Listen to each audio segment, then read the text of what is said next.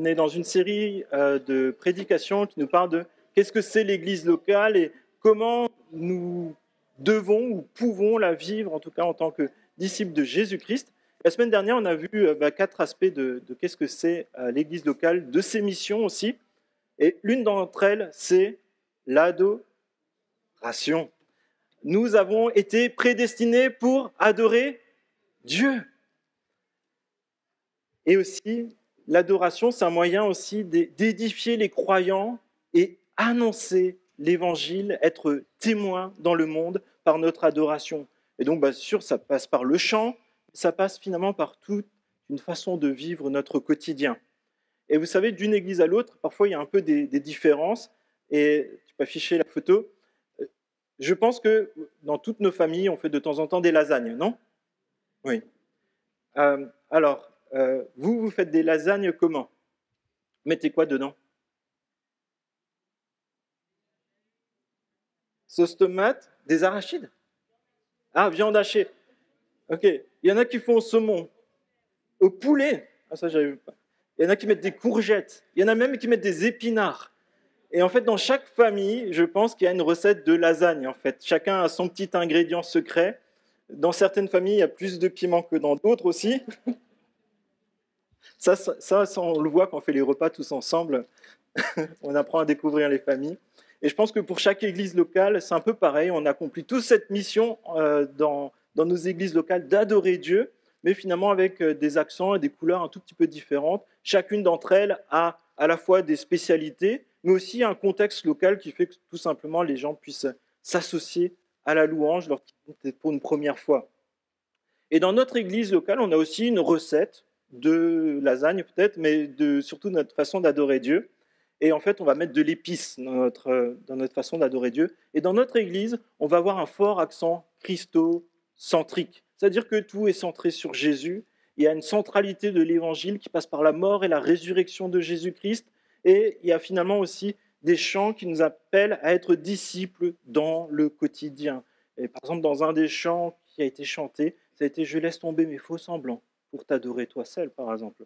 Et en fait, on apprend finalement par nos chants à adorer Dieu et finalement être disciple jour après jour, pas seulement le dimanche. On se rend compte que tout est centré sur Jésus-Christ en tant que sauveur, mais aussi Seigneur, ça veut dire chef de ma vie, la personne que je veux suivre et qui est l'exemple pour moi. Et c'est-à-dire que pour être franc, si vous cherchez une église où vous apprendrez à être meilleur que les autres, ou champion, ou réussir dans le business, ou peut-être être spectateur d'un culte ou d'une adoration, vous ne trouverez pas ça ici, en tout cas, ce n'est pas ce qu'on souhaite vivre ensemble. Mais si vous cherchez à rencontrer Jésus, à grandir dans la grâce, et à marcher avec Jésus, et peut-être être un meilleur patron dans votre quotidien, être un meilleur chef, peut-être faire du business qui est éthique et qui est moral devant Dieu, voilà, vous êtes au bon endroit.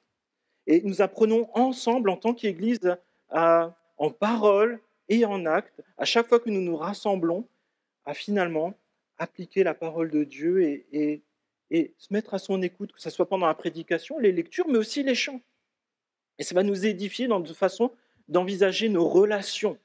Ça va nous édifier dans notre façon de concevoir notre couple, notre famille, notre travail, et être aussi citoyen dans ce pays qu'est la France. Et c'est pour ça qu'on va lire un passage, donc vous pouvez déjà l'ouvrir, c'est dans Colossiens au chapitre 3, et on lira les versets 16 et 17. Mais en fait, en avant-première, il est dit cela. Tout ce que vous faites en parole, en acte, faites tout au nom du Seigneur Jésus. Et ça nous appelle à nous poser la question ensemble, qu'est-ce que la louange dans notre Église ? Et la louange dans notre Église se base aussi sur ce que nous souhaitons vivre en tant qu'Église. Et dans notre Église, on a défini qu'on veut être une famille qui aime, mais aimer comme Dieu le souhaite. Tout d'abord, aimer Dieu, c'est-à-dire grandir dans la mise en pratique de la parole de Dieu, dans tous les aspects de notre vie quotidienne. Mais aussi servir Dieu et servir son Église, c'est-à-dire nos frères et sœurs, en prenant part au bon fonctionnement de la famille de Dieu. Mais aussi, nous voulons aimer notre prochain. Faire découvrir l'Évangile en présentant clairement la bonne nouvelle. Et nous souhaitons que tous les membres de notre Église soient équipés pour présenter la bonne nouvelle de l'Évangile. Mais aussi, on se rend compte qu'il faut que quand on veut vivre pour Jésus, qu'on le découvre, on doit être à la fois connecté à Jésus pour devenir un disciple et ressembler à Jésus, mais on doit aussi être connecté à une église locale qui partage avec joie le fait de faire partie de la famille de Dieu et qui l'enseigne par tout ce qu'elle fait, dans toutes ses rencontres. Et la vision de notre église, on l'a synthétisé un peu, mais c'est faire découvrir le message de l'évangile et connecter les personnes à Jésus, à l'église, pour grandir et servir Dieu. Et du coup, le slogan, il passe par ça, une famille qui aime Dieu et son prochain. On voudrait que ce ne soit pas seulement un slogan, mais que ça soit vraiment dans notre ADN, notre façon de vivre, notre vie chrétienne. Qu'on est seul, qu'on est en famille, qu'on est tous réunis. Qu'on est l'Église rassemblée et l'Église dans le monde. Et notre vision, elle s'exprime aussi par notre rapport à la louange. On veut que ça soit une bonne nouvelle que nous proclamions semaine après semaine. Que ça soit vécu comme un temps de formation pour des disciples de Jésus-Christ qui veulent être authentiques, engagés et qui sont capables de sacrifier des choses parce qu'ils savent qu'il y a quelque chose de meilleur en Jésus-Christ. Et c'est-à-dire que dans notre vision de l'Église locale, nous sommes un corps et chacun a sa place pour servir, adorer Dieu ensemble et s'aimer les uns les autres comme dans sa famille. Et la vision biblique de l'Église, elle implique que tous les membres, chacun est acteur. On n'est pas là pour être spectateur ou attendre d'être servi. On veut servir Dieu et on veut servir nos frères et sœurs. Vous savez, devinez combien il y a de personnes qui sont de service un dimanche matin à peu près 20, un peu plus? Entre 30 et 35 personnes le dimanche, plus toutes les personnes qui interviennent dans la semaine. Donc ça fait quasiment, je pense, une bonne cinquantaine de personnes toutes les semaines qui mettent du temps à part pour aussi servir les frères et sœurs, servir Dieu. Et je pense que ça nous amène finalement à dire, mais comment est-ce que je peux adorer Dieu dans mon quotidien? Par mon temps de prière personnelle, mais aussi finalement dans le fait de vouloir dire, je veux vivre une vie consacrée pour Dieu. C'est ça le but d'un disciple de Jésus-Christ. On va voir qu'on est appelé à chanter notre reconnaissance et édifier l'Église, lorsqu'on loue ensemble, mais aussi dans notre quotidien. Et ça passe par une louange qui est à la fois christocentrique, biblique, pratique, spirituelle, authentique, congrégationaliste, fidèle et reconnaissante. Et on va lire le passage donc, dans Colossiens, chapitre 3, verset 16. Si vous avez votre Bible, gardez-la ouverte et je vais lire le passage. Que la parole de Christ habite en vous dans toute sa richesse. Instruisez-vous, avertissez-vous les uns les autres en toute sagesse, par des psaumes, par des hymnes, par des cantiques spirituels. Chantez pour le Seigneur de tout votre cœur sous l'inspiration de la grâce. Et quoi que vous fassiez, en parole ou en acte, faites tout au nom du Seigneur Jésus, en exprimant par lui votre reconnaissance à Dieu le Père. Ça, c'est l'apôtre Paul qui le laisse à cette église de Colosse, et je pense à nous aussi. Les chrétiens, toi et moi ici présents, on est appelés à vivre une vie saturée de la parole de Dieu, la parole de Jésus qui habite en toi. Et ça s'exprime par des chants, mais aussi par ton quotidien. À chaque fois que tu vis, est-ce que tu vis dans la reconnaissance?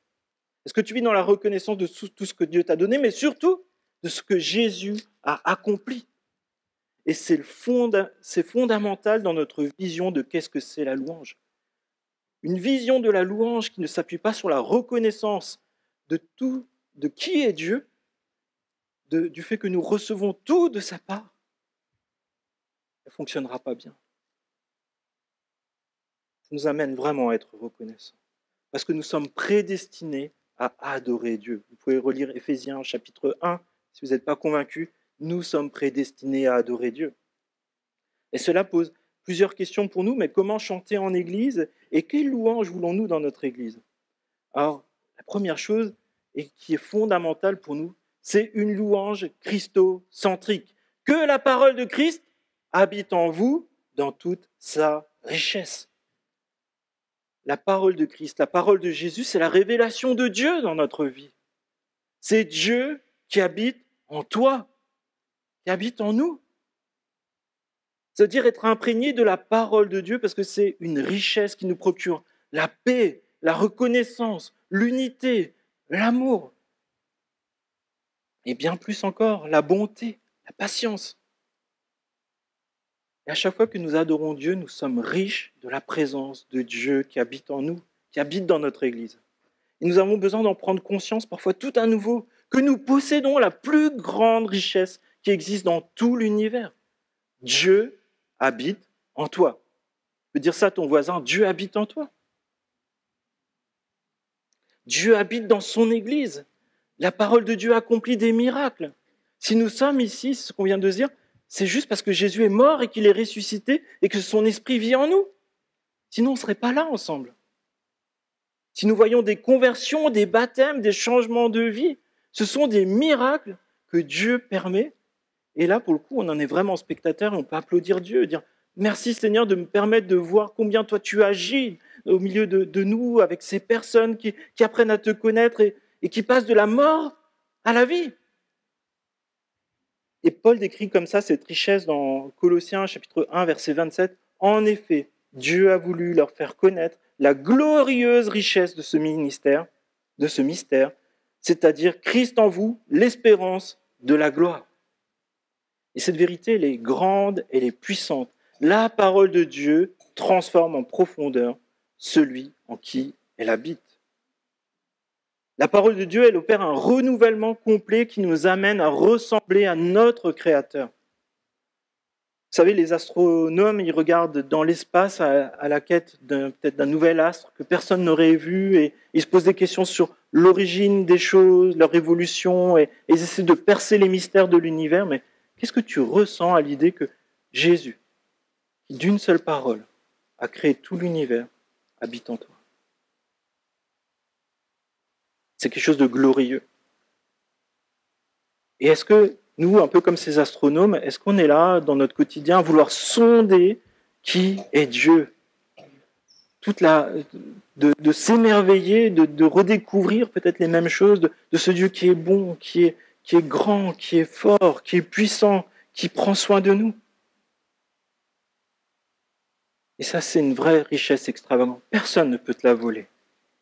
C'est une connaissance qui est vivante, qui s'enrichit, qui nous anime. Et c'est ça qui nous amène à faire le bien que l'on peut faire pour Dieu. Et c'est cette richesse qu'on est appelé à conserver, mais aussi à faire fructifier et à partager. Il est dit, instruisez-vous et avertissez-vous les uns les autres en toute sagesse. La sagesse, on ne la trouvera pas à l'extérieur, on la trouvera dans la parole de Dieu. C'est là que se trouve la vérité. Instruisez-vous, ça veut dire enseignez-vous, apprenez ensemble les vérités que Dieu nous donne dans sa parole. Qui est Dieu? Quelle est l'œuvre de Jésus? Quelle est cette espérance sûre et certaine pour laquelle je vis et j'espère pour l'éternité? Je veux voir ta gloire, Seigneur, dans ta parole, dans ce que tu fais, dans l'instruction que tu nous donnes. Ça nous amène à ces conclusions-là. Connaître Jésus pour qui il est, c'est réellement la base d'une vie chrétienne authentique. Et ça me pose aussi cette question, mais comment est-ce que je me présente devant Jésus dans mon quotidien? Est-ce que je me présente de manière humble, de manière à l'adorer, ou simplement pour demander des choses? Où est la place de l'adoration et de la reconnaissance dans mon quotidien? Est-ce que je saisis réellement qu'est-ce que ça veut dire que Jésus est mon sauveur, mais aussi le chef de ma vie?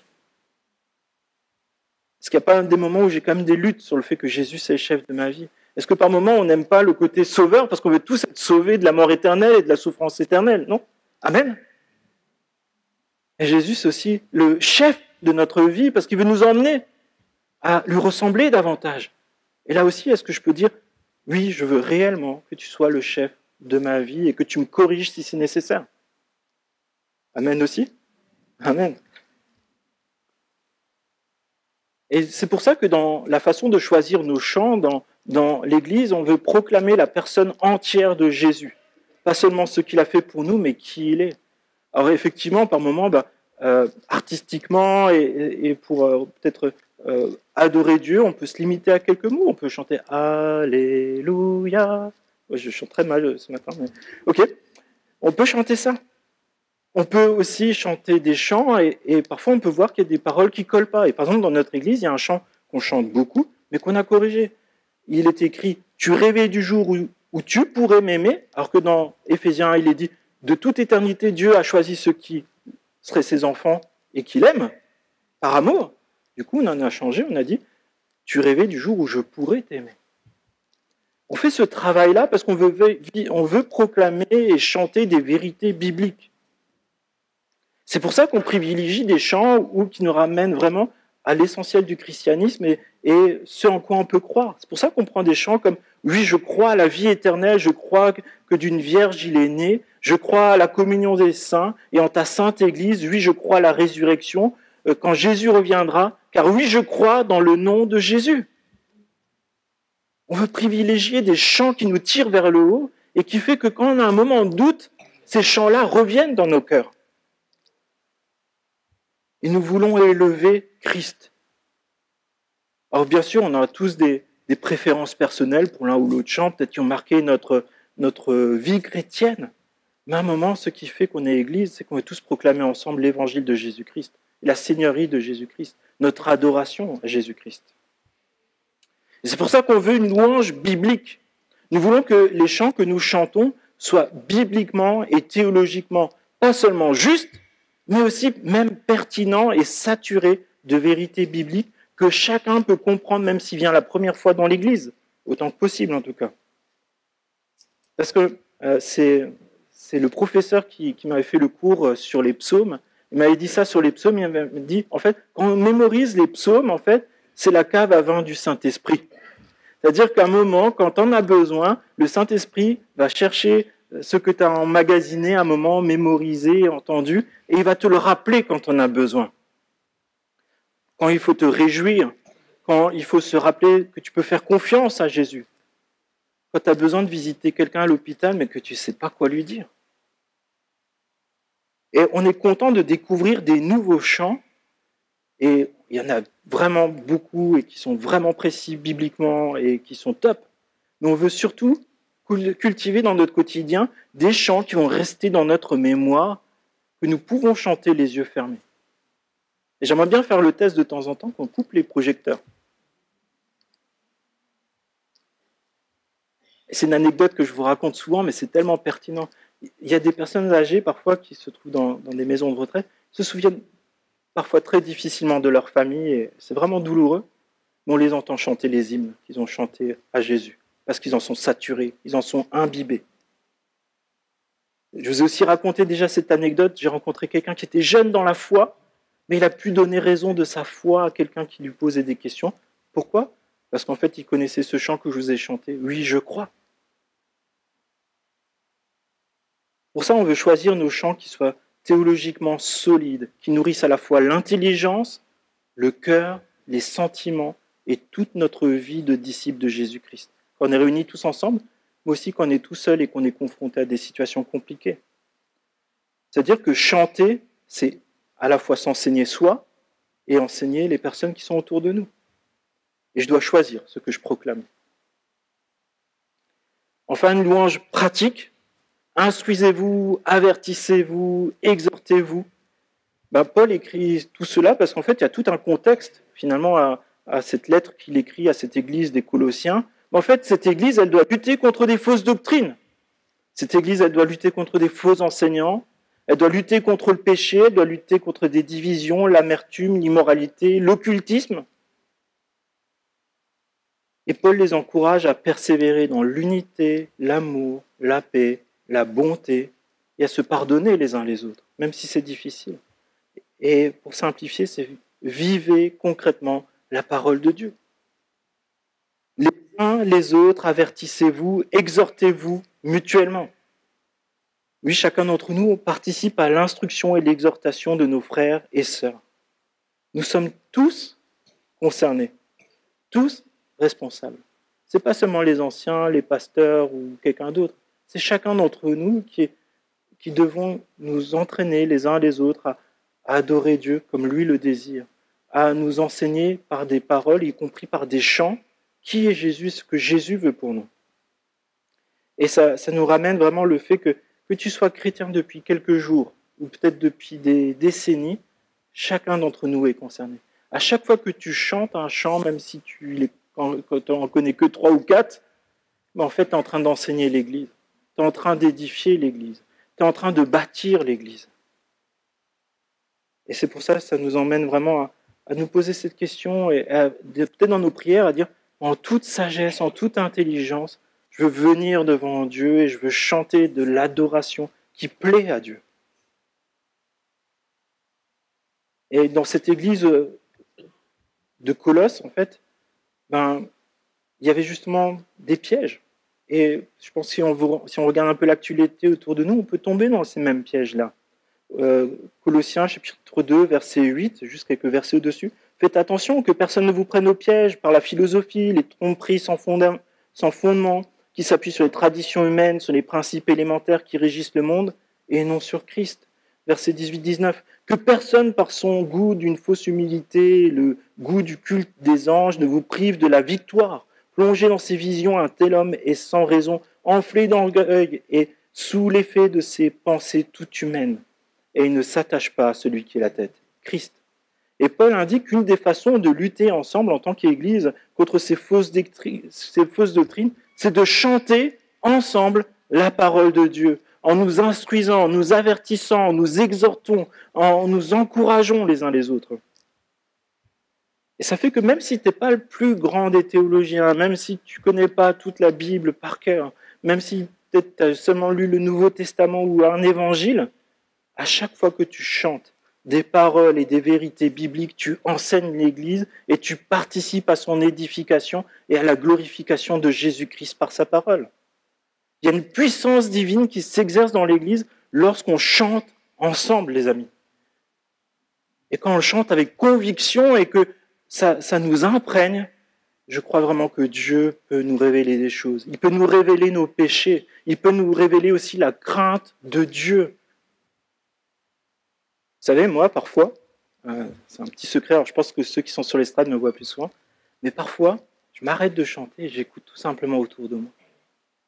Je me dis, waouh, ils chantent tous bien. Ils chantent tous des paroles qui m'enrichissent. Et ça fait du bien de savoir qu'on n'est pas tout seul à adorer Dieu.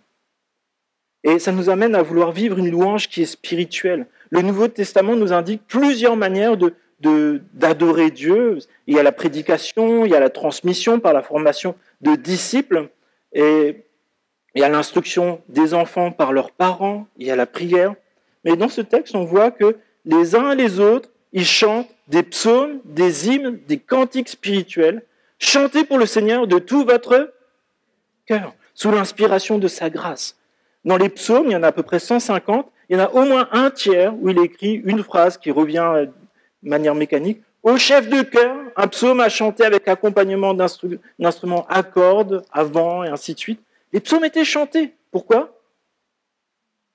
Pour les mémoriser. Et aussi, quand on chante, il y a des émotions qui sont différentes de quand simplement on les lit.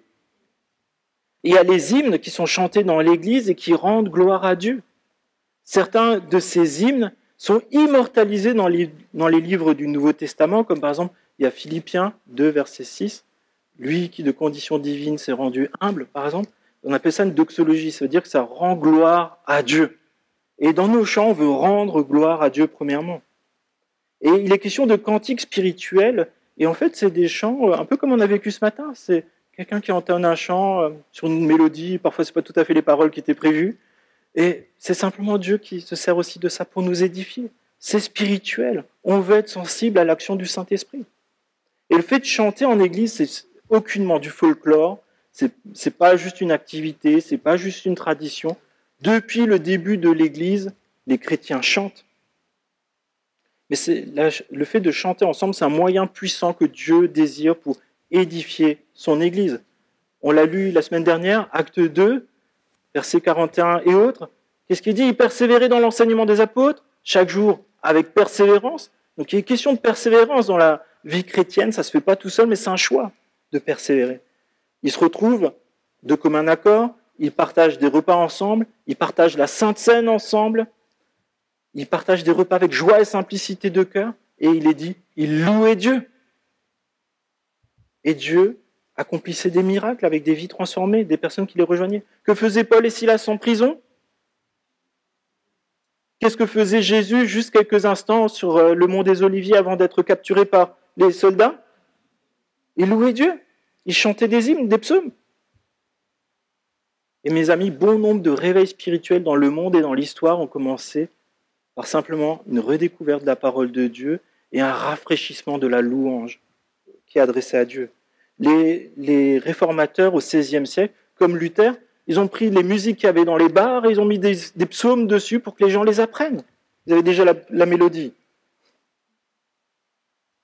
Et ça, ils ont fait le choix de replacer la prédication et le chant au cœur de la communauté. Parce que chanter et ouvrir la Bible ensemble, c'est la base de l'adoration à Dieu et d'une vie de disciple.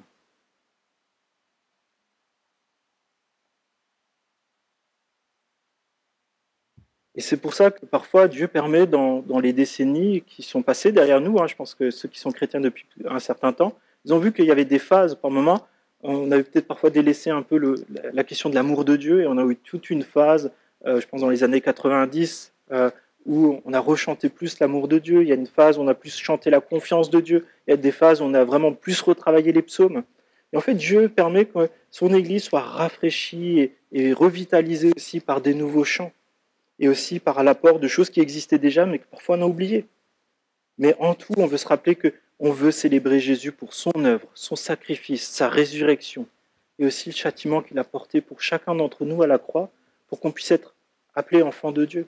Ça fait que quand on chante, c'est une façon de méditer les qualités de Dieu, de se rappeler que Dieu, il est bon, qu'il est doux, qu'il est sage, mais aussi qu'il est jaloux, et que par moments, il peut se mettre en colère contre le péché. Et c'est aussi l'occasion de se consacrer encore plus à Dieu par l'adoration. C'est pour ça qu'on a besoin de chants bibliques qui nous transforment et qui transforment notre Église. C'est ce qui s'est passé dans la plupart des livres du Nouveau Testament. On a lu Acte 2, on voit 1 Corinthiens 14. L'Église est réunie et adore Dieu. Et j'ai lu il y a quelque temps ce témoignage d'un pasteur. En fait, quand il est arrivé dans l'Église, la louange, c'était un peu poussif, on va dire. C'est un peu compliqué. Mais l'Église a vraiment travaillé sur le fait de réfléchir intentionnellement à comment ils peuvent adorer Dieu ensemble.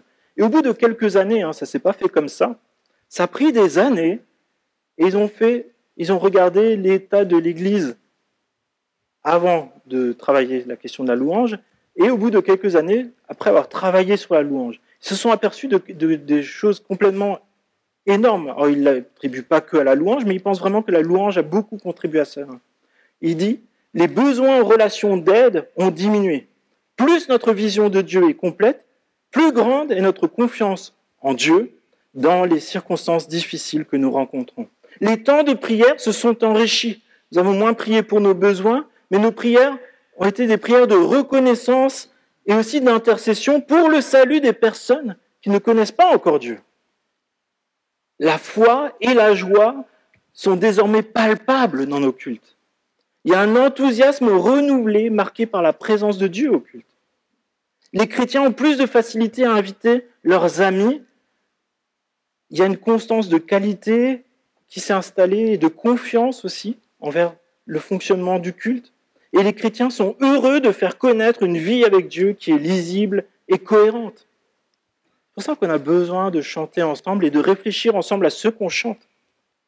Parce que nous voulons avoir une louange qui est inspirée par le Saint-Esprit avec des paroles bibliques et des mélodies qui fait qu'on peut garder ces vérités et pas seulement les chanter, mais les vivre et les ressentir par l'action du Saint-Esprit. Alors comment chanter? Chantez pour le Seigneur de tout votre cœur sous l'inspiration de la grâce. Il nous est demandé de chanter de tout notre cœur, c'est-à-dire pas seulement du bout de nos lèvres. Tout notre être, tout notre corps, nos pensées, nos paroles, nos émotions doivent résonner pour Dieu. Comment est-ce qu'on chante, par exemple, « Tu es fort et puissant » ? Tu es fort et puissant. Vous pouvez me le faire ? Ouais, un peu plus fort. Amen. Dieu, il est fort et puissant. Et on veut vivre cette cohérence entre ce qu'on chante et ce qu'on proclame et comment on arrive à l'expérimenter nous-mêmes. Et ça nous permet de mémoriser des versets bibliques et vraiment faire face à des situations. Et c'est pour ça qu'on a besoin que finalement, ce qu'on chante, ça soit cohérent aussi avec la musique qu'on utilise. Et ça nous aide aussi quand on chante, à se reprendre nous-mêmes en fait.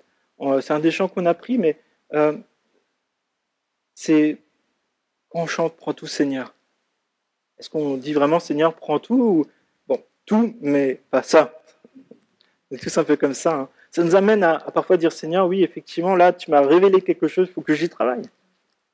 Est-ce que je crois vraiment en ce en quoi je chante? Et il y a toute une cohérence à avoir pour que ce qu'on chante, ça soit lié aux paroles bibliques. Imagine, tu fais un repas en amoureux avec ta femme.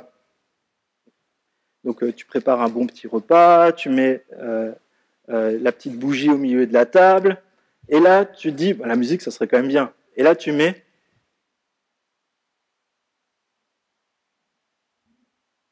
Désolé. Bon, on va pas prendre ça. Donc en fait c'était le Requiem de Mozart, donc c'est pour des obsèques. Je pense qu'il faut éviter ça, mon frère. Ça peut passer. Par contre, tu prends l'eau. Ah. Ne fais pas ça. Comment tu... Et par contre, si tu mets par exemple l'autre,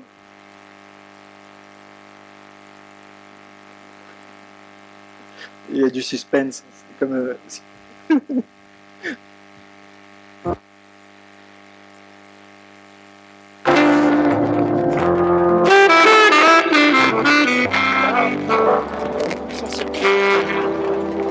C'est vrai qu'on veut chanter des chants qui sont cohérents et on veut avoir la musique qui colle en fait à ce qu'on est en train de chanter. Merci Jessica pour tous tes efforts. Je sais que c'était pas simple. Mais on veut vraiment être cohérent devant Dieu et c'est aussi pour rappeler finalement qu'on est tous acteurs là-dedans. On est tous là pour être cohérents devant Dieu dans notre adoration. Et finalement, le groupe de louange, il est là simplement pour nous faciliter les choses en fait. C'est pas le groupe de louange qui va faire l'adoration de l'Église. Le groupe de louange, il va nous diriger, il va nous encourager. Et vous savez, c'est un peu comme les parents avec les enfants qui ont les petites roulettes. Au début, ils lancent, et après, finalement, on enlève les petites roulettes. Et le groupe de louange, c'est pas eux qui vont faire la louange. C'est toi, c'est moi, c'est nous ensemble. C'est pour ça que, surtout dans notre Église, on veut veiller à ça, on veut qu'il y ait une dynamique, on veut qu'on puisse vivre les émotions, mais on ne veut pas chauffer la salle. On veut être cohérent dans nos cœurs devant Dieu.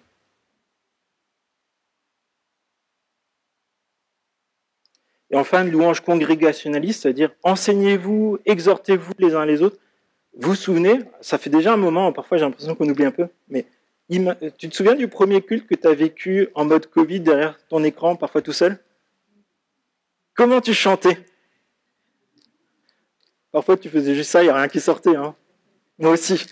C'est dur de louer seul, surtout quand...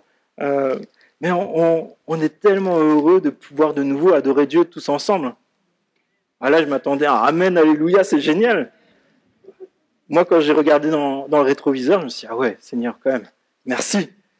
Et ça nous amène à dire qu'au fait, on va avoir une louange verticale envers Dieu, mais on veut aussi avoir une louange horizontale, dans le sens de nous encourager les uns les autres. Et c'est vraiment quelque chose d'important. Et c'est pour ça qu'il est question de congrégationalisme, c'est-à-dire qu'on veut veiller au bien de mes frères et sœurs dans l'adoration, dans la louange, dans l'enseignement, dans l'instruction, dans les avertissements, dans les exhortations. Et vous voyez, ça c'est aussi un des aspects... Bon, comme je suis devant, je vois un peu moins, mais parfois, ce qui m'encourage, c'est quand on chante un chant et que je sais que par exemple quelqu'un a travaillé toute la nuit et qui vient directement au culte et qui chante « Je vivrai pour toi », ça me parle, ça m'encourage, ça me reprend. Quand je vois quelqu'un qui est très malade et qui souffre horriblement et qui est là et qui chante et « Dieu est bon ». Quand je vois des jeunes parents épuisés et qui chantent « Quel repos céleste ». Une famille en difficulté financière qui chante « Je te donne tout ». Une personne qui s'est éloignée de Dieu et qui est là et qui chante « Je viens tel que je suis ». Mes frères et mes sœurs, à chaque fois qu'on vit ces choses-là, Dieu nous parle, il nous encourage, il nous reprend. Ça manifeste l'unité, le corps de Christ, et ça nous fortifie dans notre foi. Et ça nous amène à vivre une louange qui est fidèle. Quoi que vous fassiez en parole ou en acte, faites tout au nom du Seigneur Jésus. L'adoration, c'est un mode de vie. Et fidèle et évangélique, ça veut dire que ce qu'on chante, c'est ce qu'on veut pratiquer. Ce qu'on lit dans la Bible, c'est ce qu'on veut pratiquer. Alors, on est tous pareils, hein, il y a des décalages, mais comment je fais pour qu'il y ait moins de décalage? C'est ça le combat d'un chrétien, disciple de Jésus, qui veut grandir en maturité. Est-ce que mes pensées, mes paroles, mes actes, mes décisions sont cohérents avec la parole de Dieu et ce que je chante? Un disciple authentique va choisir d'adorer Dieu tous les jours, de se remettre en question tous les jours.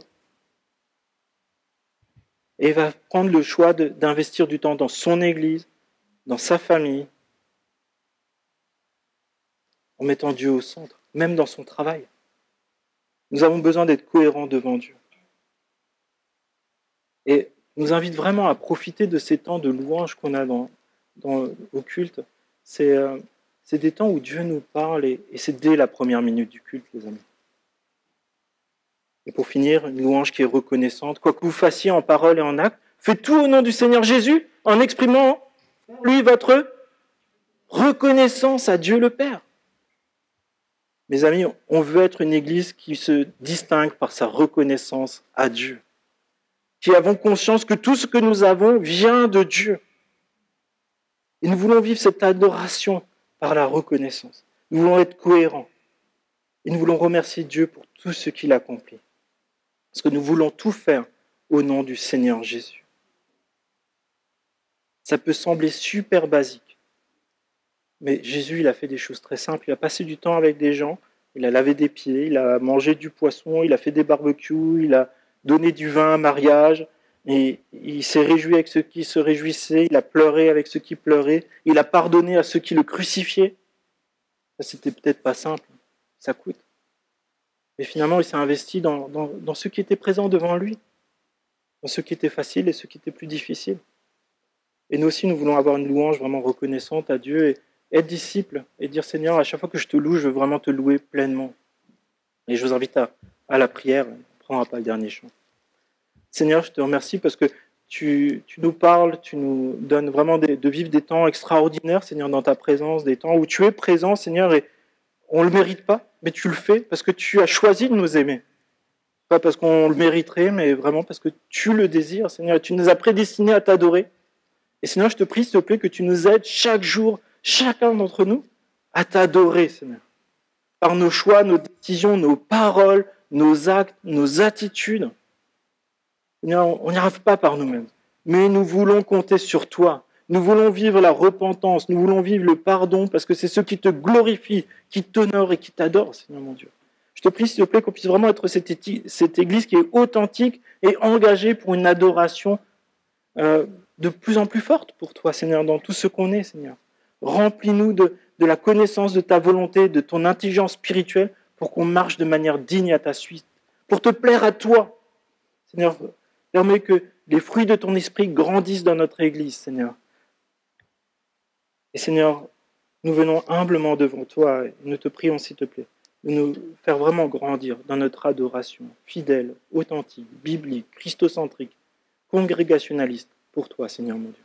Je te prie ainsi dans le nom de Jésus. Amen.